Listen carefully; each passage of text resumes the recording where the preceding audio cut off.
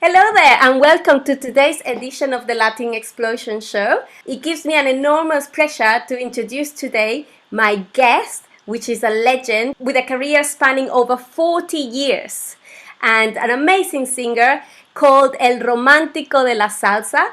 His name is, well, his actual full name is Eladio Antonio Vega Ayala, aka Tony Vega. Tony, thank you so much for being with us today. Really appreciate it. How are you? Ulimar, it's my pleasure. I sent all my best wishes. Like all of us, we're all closed in, boring to be in the house, but happy to be with you guys through this new way of getting to everybody through the virtual, through the internet. So it's my pleasure to be here with you. And I hope I could answer all your questions, believe me. Fantastic. Thank you so much. We are absolutely delighted to have you with us today. So, thank you so much for agreeing to this interview. So, obviously, we would like to find out about your musical career that spans, as I said, over 40 years. So, I guess we probably need to start from the very beginning as to what led you to this beautiful, beautiful path of singing. But You know, uh huh. I understand that you didn't start. You didn't start with singing, but with percussion. So, if you want to tell us a little bit about that and how it all came about. Yeah, my family, my mother's family, they're from the center of the island of Puerto Rico, and they all practice the Puerto Rican typical music. They're like, how could I say, they improvise Uh-huh. right on the spot. You tell them color green is going to be like the feet, the main subject we're going to be singing about. So they rhyme everything and they have to finish with green. So I used to love to go over there. We used to go on Christmas, Father's Day, Mother's Day, my grandmother's birthday, my grandfather's birthday. And while my brothers were playing basketball, baseball, I was hearing these people sing, improvise. And that's where I got that injection like, wow, this is something else. So when I turned 13, I told my father that I wanted for my birthday present a pair of congas. So they bought me a pair of congas. So I started practicing, but I used to practice the percussion, but I used to like to learn the lyrics. I used to like to learn the songs. I used to do background vocals while I was performing with them. They always put a mic for the congas and for me so I could do background vocals. One day we had a wedding and the musical director calls us early in the morning and says, look, we're going to have to cancel because the singer is sick. And I said, are you crazy? We're going to make $45 tonight. I have to go because I already spent them. I haven't gained them yet. And I already spent them. I could sing the songs and don't worry, I'll get a friend of mine that'll play the congas. And that's what we did. We did the gig. I sang. My friend played the congas. And that friend that played the congas on 1976, it was in February, he called me and he said, could you give me a ride to the Federation of Musicians in Puerto Rico that I'm going to be auditioning with a Latin group called Rafi Levi La Orquesta La Selecta. Correct. So I said, hell yeah, I'll give you a ride. I want to meet these cats. I want to hear how it is professional band playing. So I wrote him there. I was sitting in a corner, and suddenly the musical director and band leader Rafi Levi stands up from the piano and he says to him, "The singer that you were going to bring to audition, where is he?" And he points to me. I didn't know Wow. anything. They had three other singers, so I had to audition. And for my surprise, at the end of the rehearsal, he calls me to the corner, Rafi Levi, the band leader, and he says, "Look, the job is yours. If you're interested, I want you to begin immediately." So that's how I started, professional wise, performing with a professional band, Rafi Levi La Selecta. I recorded one album with them and I lasted like a year and a half, but that was my beginning actually Wow. in 1976. Amazing. And rewinding a little bit, and you said that you used to go to your family parties and listening, and this influence from singing. I believe that your mom's cousin was Adalberto Santiago. So I guess That was also a huge Yeah, experience. her cousin is Adalberto Santiago. Adalberto Santiago's nephew, my second cousin, is Johnny Rivera that sings "Cuando parará la lluvia." So they it's a very long line of musicians, singers, typical music, and salseros are Adalberto Santiago and Johnny. And actually, Johnny and Adalberto got together and they did a song together. Now we're working to see if all three of us, like the three generations, could get Amazing. together and do a song together. So that's something we're working on. Fantastic. So that project is coming then. Look forward to it. Yep, I'm looking forward to it too. Fantastic. So so you started in '76 with Rafi Levitt, and you said that you stayed with him for about a year and a half, and then after that you went with La Mulense, right? So how long La were? Mulense was like a couple of months. Their main singer, Pedro Brul, had left the group. So they got this guy called Gary Carrion, and I got in the group. When we were going to record our first album, I remember that I had a gig where we alternated with Willie Rosario. Right. And and Jimmy Morales was the conguero of Willie Rosario, the conguero that's now with Gilberto Santa Rosa. And he Wow. approached me and said, "Look, Willie wants to speak with you." So I met with Willie on that Monday. And for my surprise, he offered me to work with him. So I had to speak with Edwin from La Mulense and tell him, "Look, I'm not going to put the voice on that album and leave your band. So I'm leaving the group. I'm going to start with Willie Rosario." And that's the way we started. I started with Willie Rosario like in the beginning of the 80s. Yes. And and it was like the longest term that I've been with a group. Wow. There I had the chance to work with extraordinary musicians.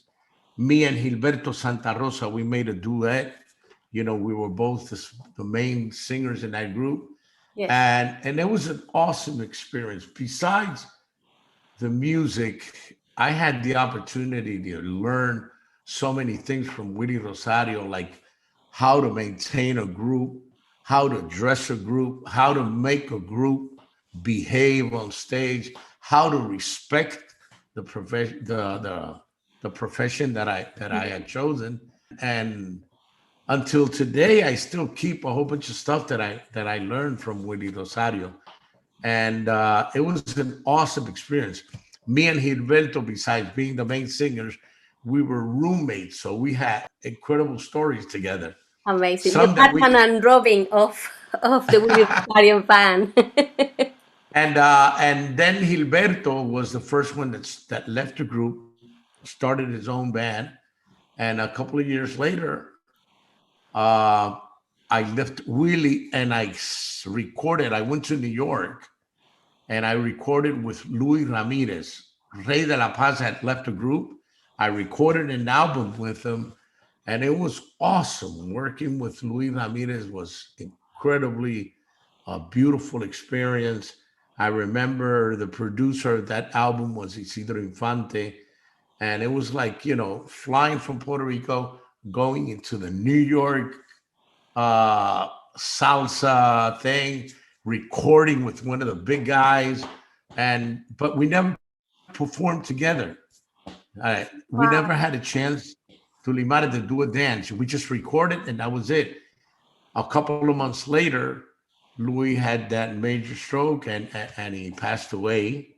Right. And I never had a chance. But being in New York after we recording, Hector Maisonave, one of the most well-known promoters, musical promoter in New York, that worked with Hector Lavoe, with Tito Rodriguez, Wow. with La Lupe, with all those people. He spoke to me and he said, "Look, there's a chance for you to go into Eddie Palmieri's band. Are you interested?" And I said, "What? Hell yeah!" So that's when I go into Eddie Palmieri's band, and that was a year and a half also. With Eddie, it was incredibly different. Rafi Levy, like, was the band that used to sing social lyrics. Willie Rosario was like for the dancers.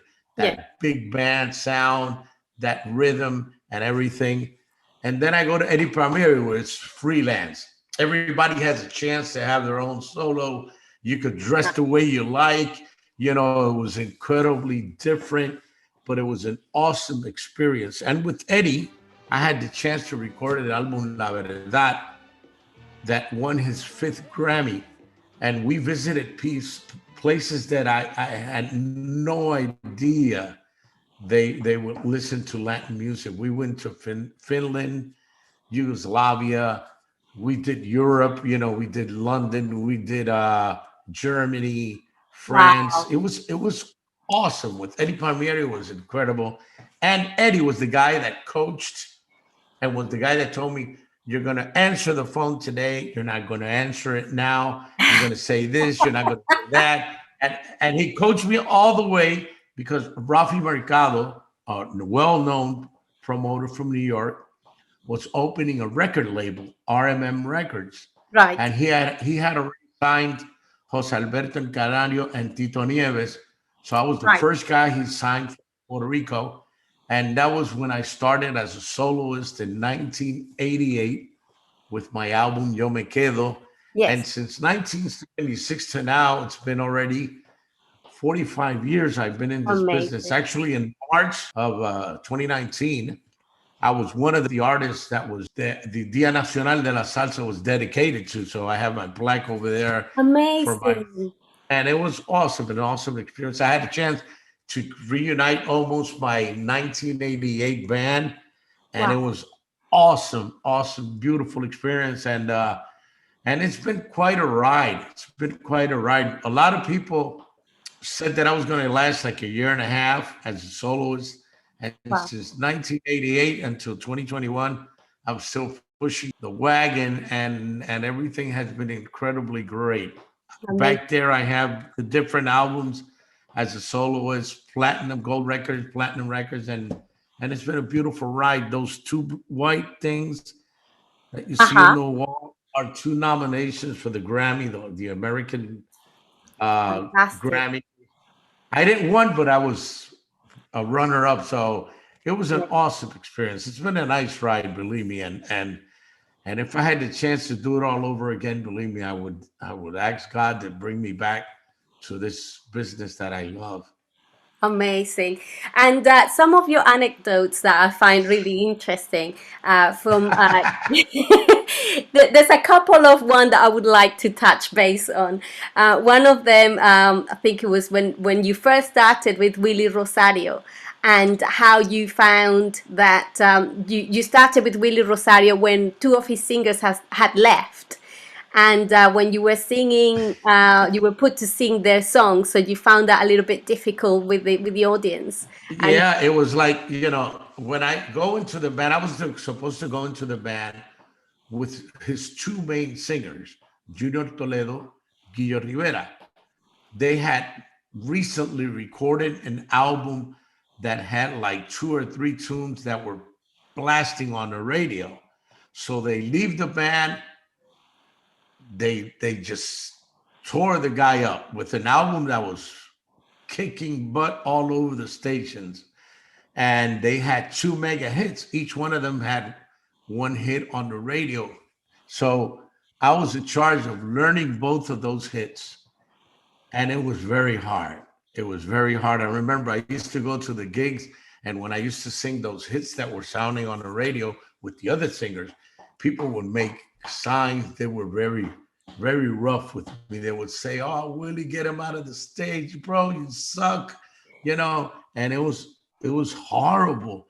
And I remember I would look back, and Willie would tell me right in the middle of the song, "Don't worry, that's until they hear you on a recording." But it lasted like more than a year. I had to stand people. I had this guy that would go to every gig and do the same thing. He would go like, you suck, man. Come on, blow your head." And it was horrible. But one day I remember we did a gig where the stage was right on the level where the people were at. Mhm. And I had the guy right in front of me. And it was one of those days when you wake up on the left side of the bed that everything's going horribly bad. And I remember that the guy starts with this stuff like, "Hey, you suck, get out of there." And I'm like, okay, today's your day. So I started taking out the mic. When I was gonna grab the stand, I feel on my back, Willie, right in the middle of the song, and he said, "Don't worry, that's until you record." You know what, Tuli? After I recorded my first album, that we had a hit song called El Flamboyant, and the other one called Mi Amigo El Payaso. Mm-hmm. That guy that used to go to the gigs and do all those stuff, until today, he's one of my best buddies, believe it or not. Fantastic. So what Willie said was right. Wait until they hear you on your own recording. Everything is going to change. And actually, it was like that. It was incredible. And until today, me and Luis, we know when we get together, we remember those days like, man, I was going to kill you, bro. So you told him you were about to punch him. He Yeah, was very I lucky. told him. I told him I was going to hit you with that stand. You were going to have on your forehead the label of Shure microphones, you know? Amazing. Oh, that's a wonderful story that, as soon as you record it, he You know, enjoyed it. if they gave us a chance to write a book about the different stories that every musician or singer or artist has had during their time in the business, believe me, that would be a bestseller, man, because there are so many funny things. I remember with Eddie Palmieri, I'm gonna tell you this story. Uh-huh. His wife was scared of the terrorism, so instead of flying in planes, we would do all those tours in Europe through the train. Oh my God. And I remember we got on a train, and it was a 19-hour ride. We were going to East Berlin. Wow. And it was February 7th. We got there on February 8th in the morning. It Uh-huh. was rainy, it was cold. Those 19 hours on the train, we were hungry, but they were protesting, so they had Oh, the restaurants were closed. They were on a strike, wow. and we were so hungry we didn't have anything to eat. I remember that in Spain, one of the guys cooks, and he bought a big can of virgin olives. We got into this to his room. We tricked him out of the room, and one of the guys got in. We stole the can of olives and we ate them because we were hungry. And when we get there, it's freezing. We're dying to go to the hotel, bathe, get a nice hot chocolate, sit down and eat. I perform. When we get, the promoter says, "What are you guys doing?" And we're like, "What are we doing here? We performed tonight." And the guy says, "Today is February 8th. The gig is in March 8th." Oh no. Oh my So God. we got there a month earlier. So Gosh. by the time they connected Ralph Mercado in New York, it's 6 hours less.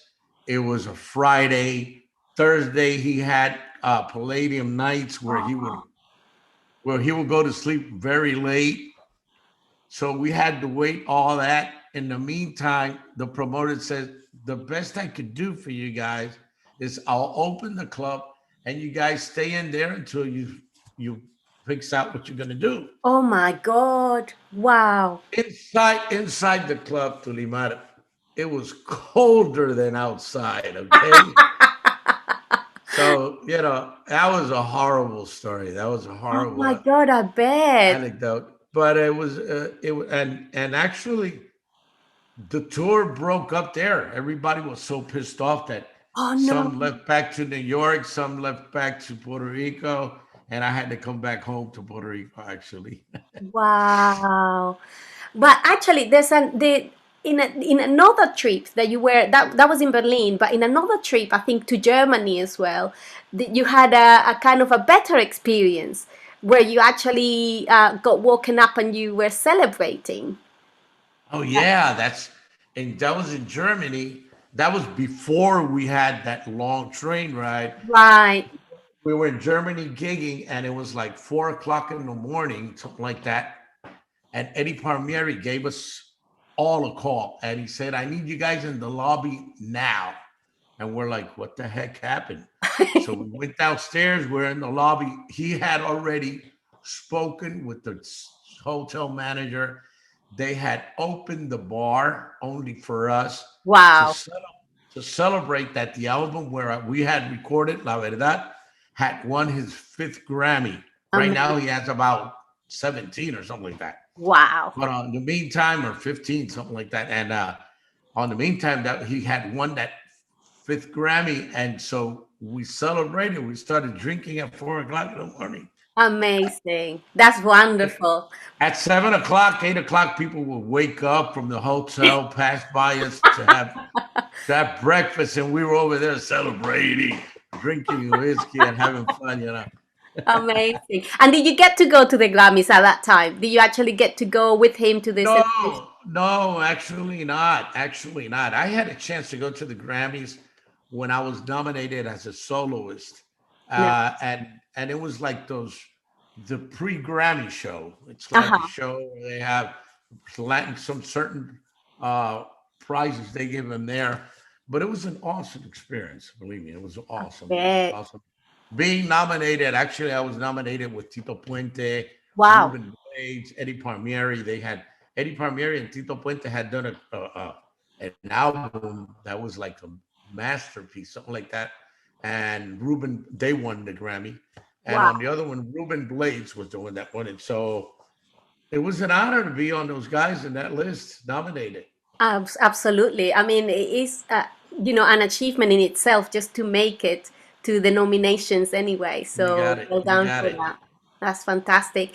Now, speaking of another special occasion, you said that in 2019 you were invited to, well, you've been there many times to the National Day of Salsa in Puerto Rico. So tell us about that 2019 celebration that they It give. was awesome. After all these years, I was one of the guys that was selected to be honored and to be like that day was dedicated to us. To a couple of us that had uh, a couple of years in the business, and it was awesome. It was a beautiful day. I had a chance to go back to Puerto Rico.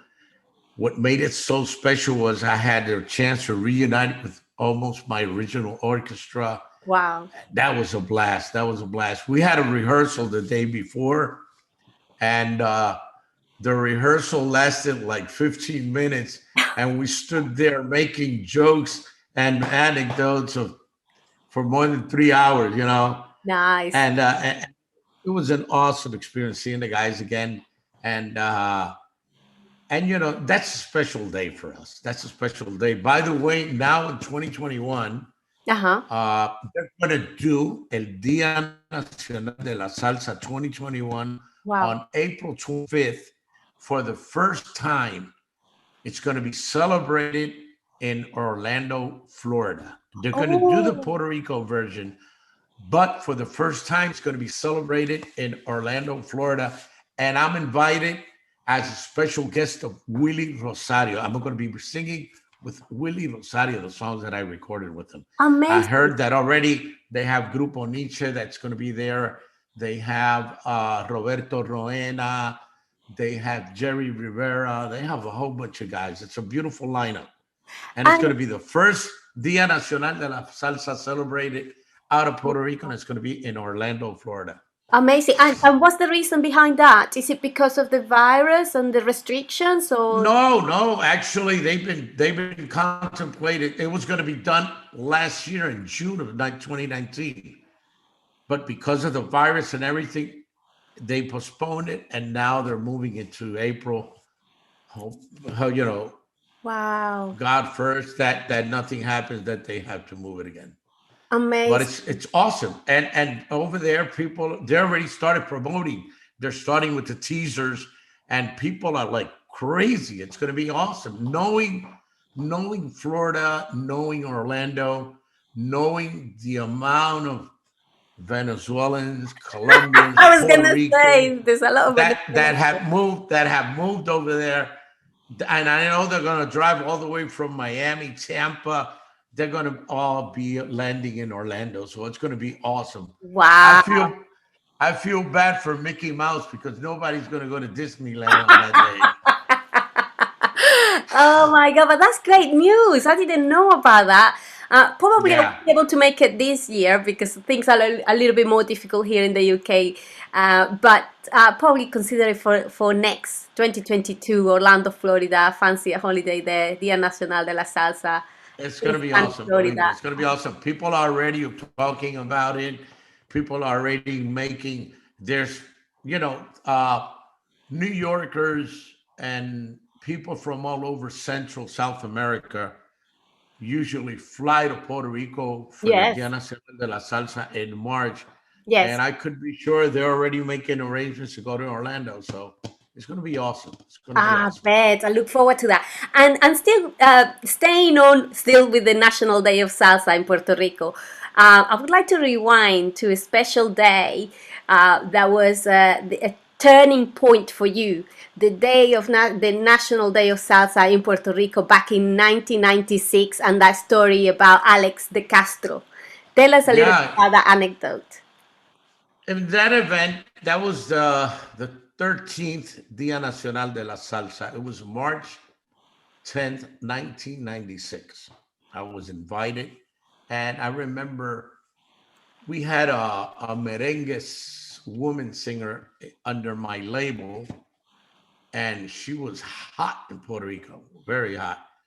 But I remember the program Hot director as in told good me, looking, or hot as in like she was making really good music? no, she was both ways. She was hot, good looking, and everything. And they even made a doll of her. Oh Okay. wow. That's how she was, she was kicking butt over there. And, but it was in the merengue thing. So, the musical director calls my office and he says, "Look, I want her in El Día Nacional de la Salsa." And I'm like, "Come on, man. Don't do that to me because I know how we the salseros are. We're Yes. very, we're very, impulsive, and we want to hear only salsa on that day. Yes.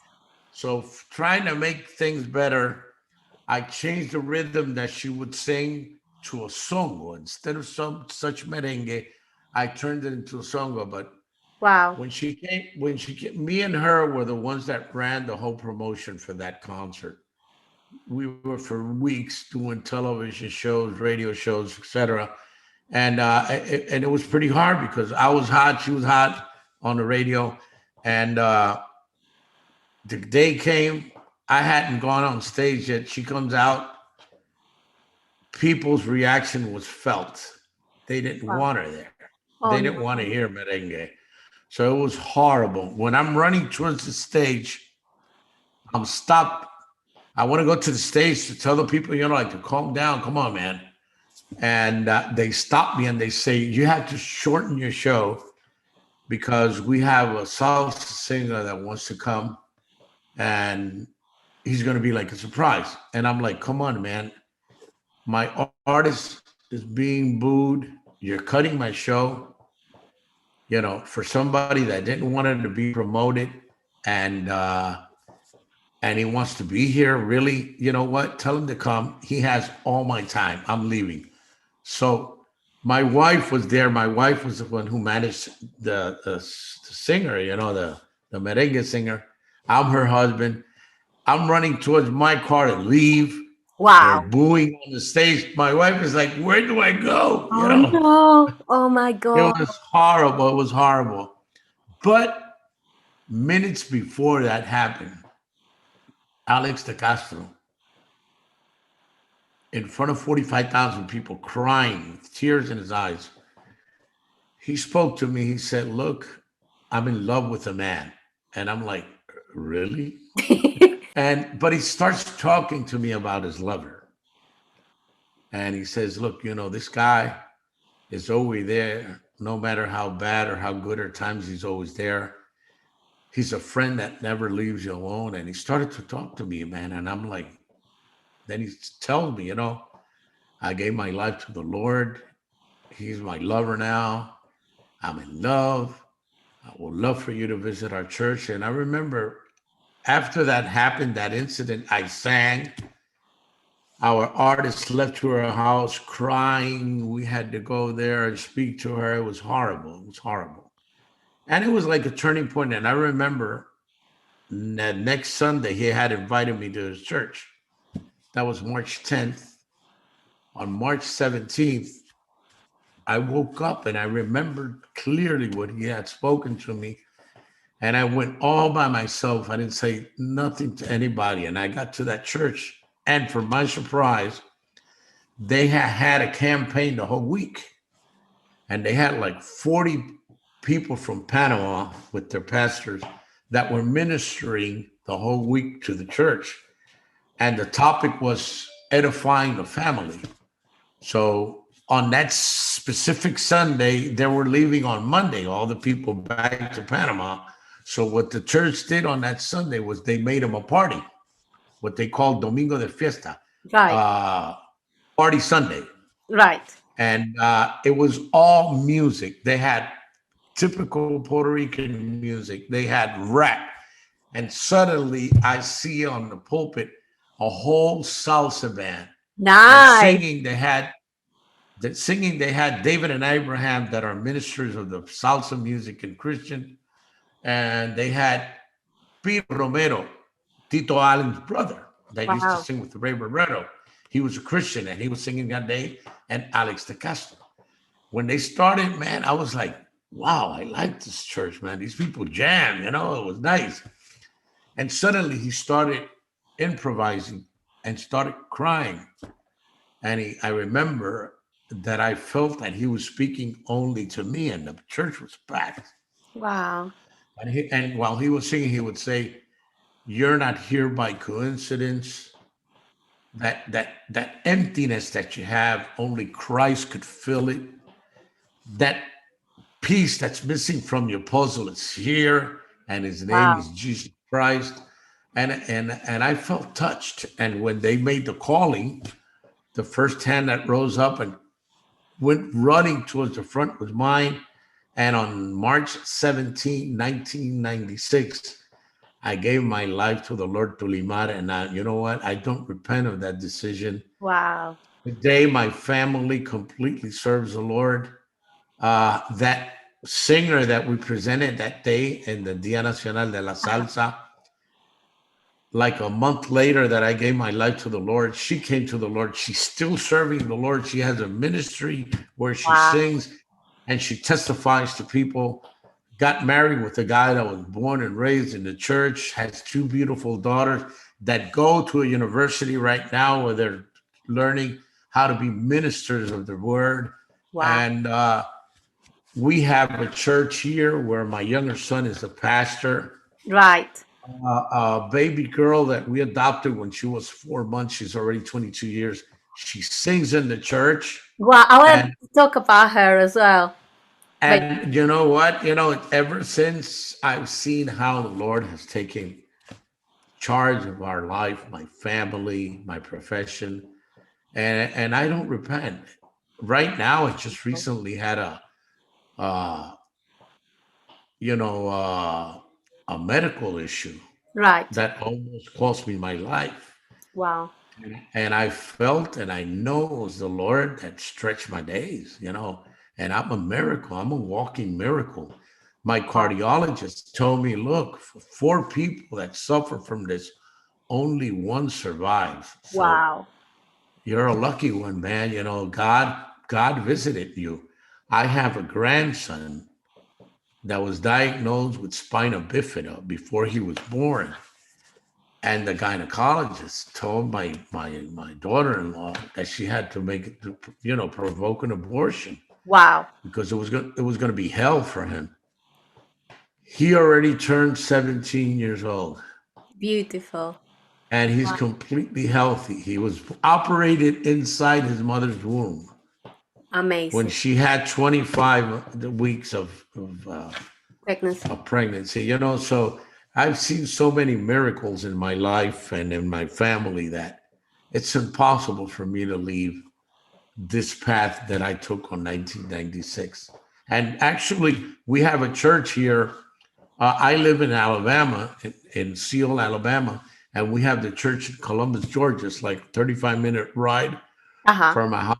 And we have a beautiful congregation.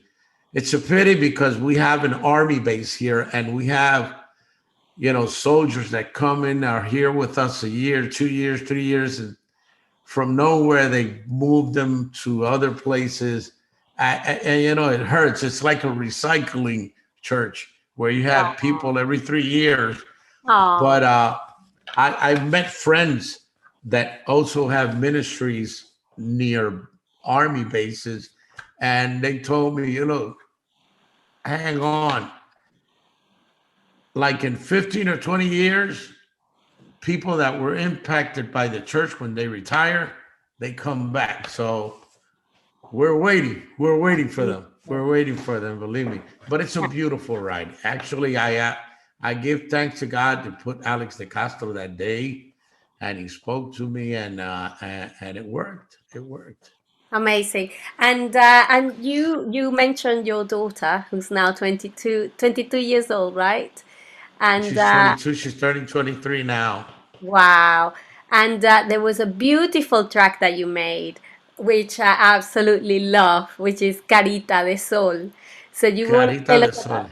you want to tell us about the Yeah. story behind that You know, track, please? me and my wife, we have two sons, two boys. We got married in February 14, 1976 on a St. Valentine's Day. And Wow. on 77, on May of 77, we had our first son, Ricardo. And 3 years later, in October, we had our second son, Javier. Hmm. So I was in the music business. I was in that time where I wanted to make a name and to sustain my family and give them what I didn't get when I was being raised. And so I got operated, and but I love girls. I love baby girls. Girls are always like that for daddy. You know, girls always look at daddy.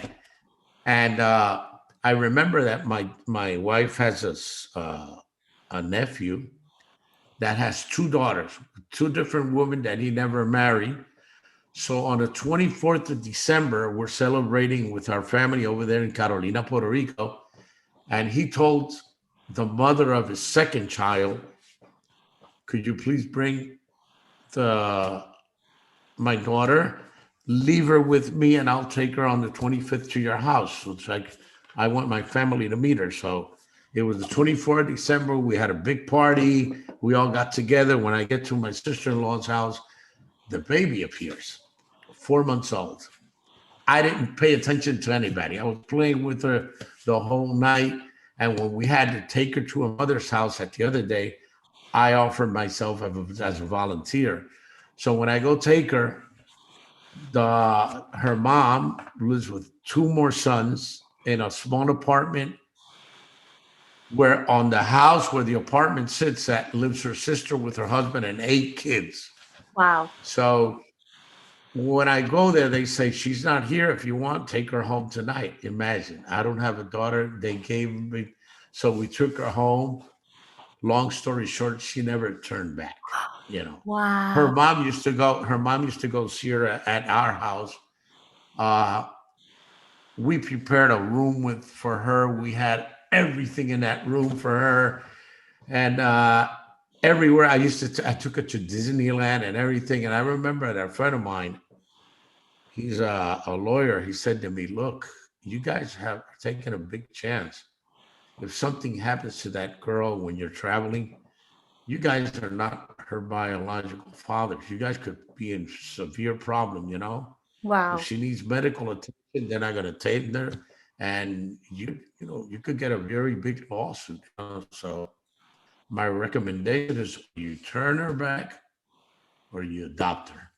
Wow. Never through our mind, never had our adoption pass through our mind, but God had a plan. God had a plan, and believe me, Tulimar, to adopt in Puerto Rico in those days, it was a system that was so bureaucratic. It was horrible. Yeah. It was so bad and so difficult that people would go to other countries to adopt kids, having kids to be adopted in Puerto Rico. But it was so hard that people would go to other countries. Wow. But since God had a plan already, since God had a plan, we adopted her in less than 6 months. Amazing. It was incredible. And we spoke with her. She said, "Look, I've seen what you guys are doing for my daughter. I'll sign the papers. It's going to Wow. hurt. I'll sign the papers." We thought that the nephew was going to be the easy part because he's part of the family. Yeah. And he was the guy that started giving us headaches. Oh, But no. thank God that God touched him. He signed the papers, and since 1998, Ashley has been our legal daughter. She sings. She's moved into a house where music is being played constantly. She hears music when she's bathing, when she eats, when she does her homework, when she drives. And actually, she's one of the singers in our uh, worship ministry and church. She has a beautiful, beautiful voice. And I don't say it because she's my daughter. If she couldn't sing, believe me, I would have told her. She's awesome. She says you know, it's incredible the voice she has. She plays guitar, she plays piano. And that's one of the blessings that we got. And on that time, my younger son, we used to go to the church that today their father-in-law. My first pastors are my younger son's father-in-laws. He got married to Wow. his older daughter, and what can I tell you? It's incredible. He's a big musical arranger, and his wife is an amazing singer and songwriter.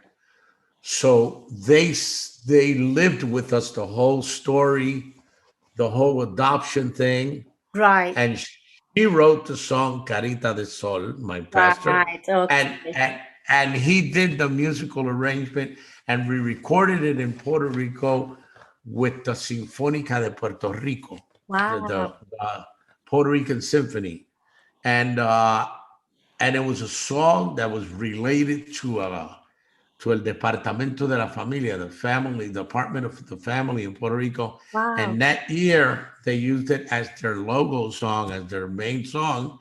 And they adopted more than 200 kids that year. Wow. And thanks to God, it was an amazing song that was adapted to that. And in It the was a, video, is that your daughter in the video? that's my daughter in the video. That's my So daughter in the video. cute. Oh, adorable. She's so, so cute. Amazing. Yeah, yeah, she's my Carita de Sol. She's still my Carita. Absolutely. The video is gorgeous. The lyrics are beautiful. Fabulous song. Obviously, every single song you've made is absolutely beautiful. I mean, you are called the romantic of salsa, el romántico de la salsa. And of course, it's a good reason for that. You've made some amazing music. And actually, I had the honor to see you perform last year in one of the biggest festivals here in Europe, which was El Soul Salsa Festival in Poland. And Oh, you were there yes, in I was Polonia. in first row. Oh my God, that was awesome. I remember that Lalo couldn't sing. He had a kidney stone. They Right. had to hospitalize him. I remember we had the rehearsal during the day and the sound check actually. And suddenly they called me and they said, "Tony, could you be half an hour, 45 minutes earlier because Lalo's in the hospital?" And I'm like, "What?" And I remember I had to stretch my show, but it was awesome. I tell people about that festival because if there were 100 Latinos there, I think that was like the main number for Latinos, and there were more than 3,000 people there, Yeah. right? And they're dancers, and they're from all over the world. I was like, I'm singing, but I'm looking at you guys and I'm like, how could some people from China, from India Yes. dance so awesome, man? They had the rhythm. And I went so impressed. It was awesome. That was a beautiful, oh my God, you were there. Yes, yes, absolutely. I was in trance at that concert. It was magical. It was amazing. Obviously, esa mujer, aparentemente, ella es, all those amazing songs. Honestly, I remember that the band that backed us up was Boris. He's from Paris. I remember that was a long trip, believe me. I really, had to do a couple of stops, but uh-huh. it was worth it. Believe me. It was an awesome experience. I talked to people about that day. You know, I was impressed on the dancing. You know, I said, "My God, these people don't even understand what I'm singing, and they're dancing right there in La Clave. They're swinging. Oh man, that was awesome! Wow, wow! You brought back some beautiful memories. Oh, it was for us indeed as well.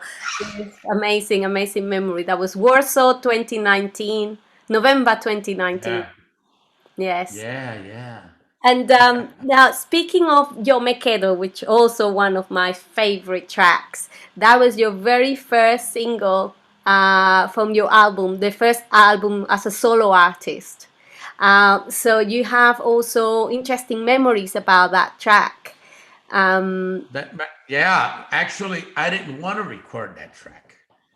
The one of the producers, Charlie Donato, he's a composer, and I remember that he appeared with that song, and it's like because the original song, it's like a song of protest. It's a right. protest song, Yes. and he brought it, and the original track that's like a march, like a band thing, like, and I'm like, come on, man, this is like for a baton band or something like that, you know, like for a parade. And he said, no, I'm gonna bring it now. I'm gonna sing it in clave, but I didn't get the hang of the song. Thank God he insisted because the first album was called Yo Me Quedo. The main song of the album was Yo Me Quedo, and it was a hit. As soon as I got on the air, it was a hit. I remember even little kids where I used to live in Puerto Rico would go on their skateboard like, Yo me quedo con todas esas cosas. And it was awesome. It was awesome. Yeah, yeah. But oh my God, then with that song, I started hearing all the compositions of Pablo Milanés. I started hearing his songs and I recorded another of his songs. And I don't remember what album it was, but I recorded another of his songs and I got in love with his music. His compositions are awesome. Amazing. No, you have some amazing catalog of songs, beautiful stuff. And now, given that this past almost 12 months we've been in lockdown, has that given you an opportunity to perhaps produce, create something? Are you working on something at the moment? Do you have any plans to for anything new? Well, you know what? Actually, we had to reinvent ourselves. I wasn't so up to date with everything that happens through the internet. So I got into it. Thank God I got a guy in Spain, Carlos Martinez from Fly Music Productions. He's the one that's Yes. doing everything for me on all the digital platforms. He's done an incredible job. People were making money out of my shows and everything, Wow. and I had no idea that was happening. So Oh, we wow. recovered that, and recently we went to Miami. We got into this warehouse. They transformed it into a show, like a club. Oh, wow. We had we had a limited amount of people there, very exclusive people, and we did a virtual live concert with Nice. people. And I had the chance to work again with Diego Galé, that's a very well known Wow. musical director from Yes. Medellin, Colombia. Yes. So we picked up. top guys, musicians, and we recorded it live. And actually, we're going to air it on February 20. So pay attention, guys. You can't miss it. We're going to Yes. do it through Passline. Through Passline, it's going to be on the 20th of February. If you access all my platforms, TonyVegaOfficial.com, TonyVegaOfficial.com, you could find all the information. Believe me, it's awesome. It came out so great that we're also launching a couple of days later after the concert on the 20th. We're going to be launching the CD DVD live. You know, Amazing. it's they're giving the final touches. The way it sounds, it's so incredible. We flew in people from Medellin, engineers.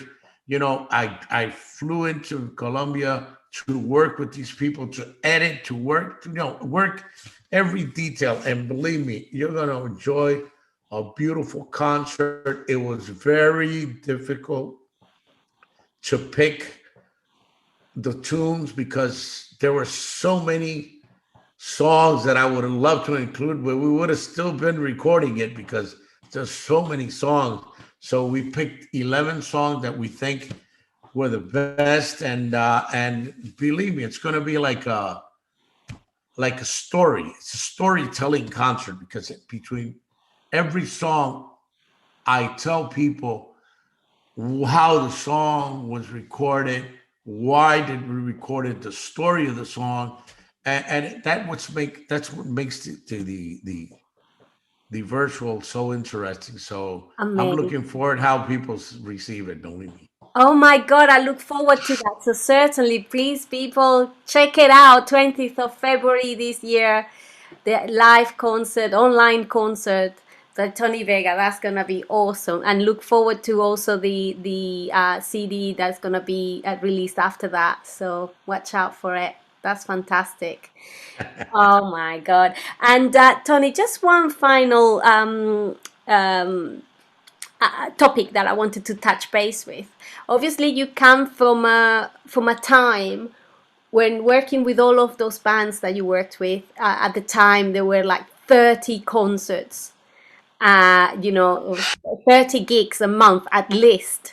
To how do you see now, even including this pandemic, how or before actually before we went into this situation, how do you see the salsa scene developing from those times when you used to have all these concerts going on every single night? You know, everything has changed. Right now in Puerto Rico, that's where I'm from, we used to have 172 radio stations.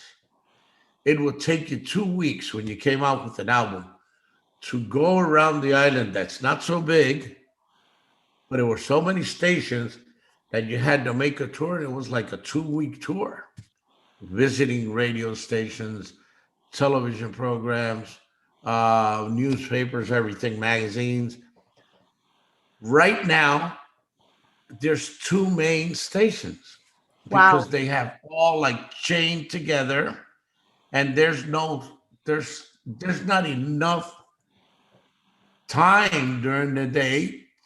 There's so much music and there's so lesser time, so lesser stations, that everything has changed, because the day has 24 hours. You can't stretch that anymore. Yes. So, sometimes I remember RMM used to sacrifice your album to bring out India's album, and then sacrifice India's album to bring Mark Anthony's album because of the shortness of space. So that's been a factor that started affecting this. And secondly, salsa started changing. The romantic scene came, la salsa romantica came, and companies, record labels were looking for beautiful faces instead of talent.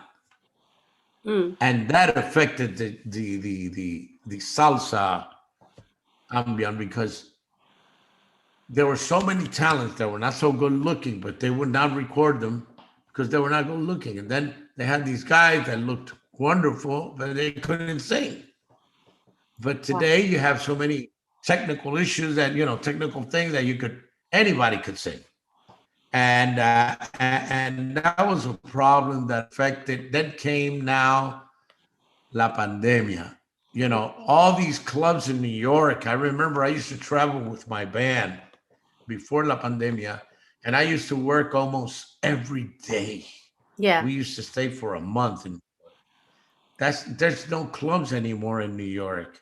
I remember Tito Nieves. I would visit him when I was in New York. We would go Mm. out to eat or anything or Canario, and they were like, "Man, I see you, bro. I got 3 gigs tonight." They would work every day of the week, and there was a club for every day of the week. Monday, Village Gate. Tuesday, Copacabana. Wednesday, Fuego in New Jersey. Thursday, Palladium in New York. Friday, Saturday, and Sunday, it would be Philadelphia, Connecticut, Wow. Washington. It was that cycle, week by week, week by week. And that disappeared. There's no clubs. Puerto Rico used to have a whole bunch of clubs. We used to have fiestas patronales. We have 72 different counties. Each county had a 10-day celebration besides the different festivals that were also added. Wow. So it was work. It was work the whole year. That doesn't exist anymore. So we used to travel with the whole band. Now I got to travel by myself, and I have an orchestra everywhere I go. Thank God I'm one of the lucky guys that had a chance to have my music was played in Venezuela, Colombia, Peru, Panama, and I have a chance to travel and visit these places. But who didn't have a chance to sound there, man, they're struggling right now, and I don't understand how it's possible that they have a political meeting, they have thousands of people, they don't shut that down, but they shut us down, and we can't have a concert. Come Yeah. on, Yeah. and it's been almost a year. We're going to be the last ones that are going to be activated, and it's killing us. It's Yeah. killing us. I'm one of the lucky guys that I have done my private parties. In Florida, they have less restrictions where you could be up to 12 o'clock. I did a gig the other day, but now it's pretty hard, man. They closed Peru, they closed Panama, Venezuela's closed, Yeah. Europe is closed. I came from Europe. I did a gig. We did 5 gigs, me and Luisito Carrion with Carlos Martinez and Fly Music. We had done Spain, we did Paris, and we were supposed to, I came to do El Dia Nacional to get my plaque, and we were turning back to do London. We were going to do Oh, Italy, wow. Portugal, and that was canceled. Who knows up to when. Yes. So I'm dying to do the London gig. I'm dying to go back and do Italy. Yes. So let's hope Yes. this vaccine and everything and this helps and we start back again. Because but until people gain the confidence again to be in big crowds, it's going to be a long time until we get back on a stage. And Yes. believe me, I think the music business, the artists, we're the last ones who are the most affected on this pandemic thing.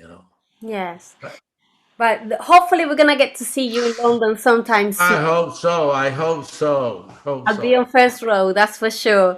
And Anthony, what message would you like to give to our listeners and to any musicians? What words of encouragement would you like to give to them? Oh my God. I will love to tell you guys first that thank you. Thank you, Tulimar. Thank you for this chance to to practice my English actually.